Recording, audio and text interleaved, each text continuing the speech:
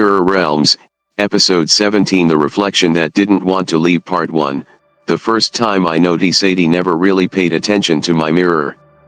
It was just another piece of furniture, something I glanced at before leaving the house, something I barely acknowledged. Until I started noticing something wrong. It wasn't obvious at first. A flicker of movement that didn't belong. A shadow lingering too long.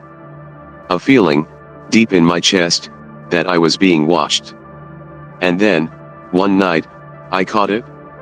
I turned away from the mirror. But my reflection didn't. Part 2, the first warning. My breath caught in my throat. I whipped around, staring at my reflection. It stood still, perfectly mirroring me. I lifted my hand, wiggled my fingers, moved my head from side to side. Everything seemed normal. Had I imagined it? Maybe I was just tired. Maybe it was a trick of the light.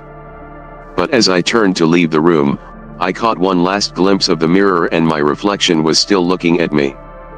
Part 3, the reflection that changed. The next morning, I avoided the mirror. I dressed in a hurry, left the apartment without a second glance. But when I came home that night, something was different. The mirror had moved. Just a little. Just a few inches. But I knew, with a certainty that made my skin crawl, that I hadn't touched it. I reached out, placing my fingers on the glass. It was warm. And for the first time, I noticed something off about my reflection. The shirt I was wearing was blue. But in the mirror, it was red. Part 4, the voice in the glass. That night, I woke up to a whisper. It was soft, distant, like someone speaking from another room. But my apartment was empty. I sat up in bed, heart pounding. Then I realized the whisper wasn't coming from my room. It was coming from the mirror. I grabbed my phone, fumbling to turn on the flashlight. My hands were shaking as I aimed the beam at the mirror and I saw it. Something moved behind the glass. A shadow, shifting in the darkness, pressed against the other side of the mirror. And then I heard it let me in.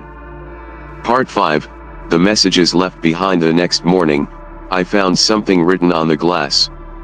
A single word, traced in the dust of the mirror's surface: stay. I wiped it away, my hands shaking. But as I turned the mirror slightly, something fell out from behind it. A crumpled, yellowed piece of paper. I smoothed it out with trembling fingers. Don't look at it too long. My stomach dropped. And then, out of the corner of my eye, my reflection grinned. Part 6, the reflection that wasn't me covered the mirror. I threw a blanket over it, shoving it against the wall. Out of sight, out of mind. But that night, I felt it. A presence. I woke up to the sound of something scratching against glass. I didn't want to look. But I did. The blanket had fallen. And my reflection was watching me. But worse, it was closer. Its fingers pressed against the glass from the inside. Part 7, the final choice. At 3:33 a.m., the whisper came again. Let me in. I bolted out of bed, grabbing the mirror, dragging it toward the front door. My hands were shaking as I shoved it outside, slamming the door shut. I didn't sleep the rest of the night. But in the morning the mirror was back in my room. And the word on the glass had changed. Thank you. This time, there were more papers stuffed behind the mirror. I pulled them out, my stomach twisting as I read them one by one. Don't answer when it calls your name. If it smiles, run. It took me. Now it wants you. I dropped the papers, my breath coming in short gasps. I needed to leave. Now. Part 8, the ending that wasn't. I moved out. I left everything behind.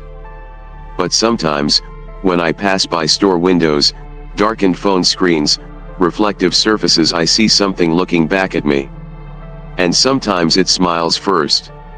Last night, I went out with friends. I tried to forget. I tried to pretend everything was normal. We took a group picture.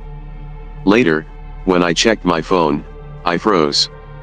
In the reflection behind me, there were too many people. One extra figure, standing in the shadows. Smiling. Waiting. And then I noticed something else. My own reflection in the photo was different. I wasn't smiling when we took the picture. But in the reflection I was. And it wasn't my smile.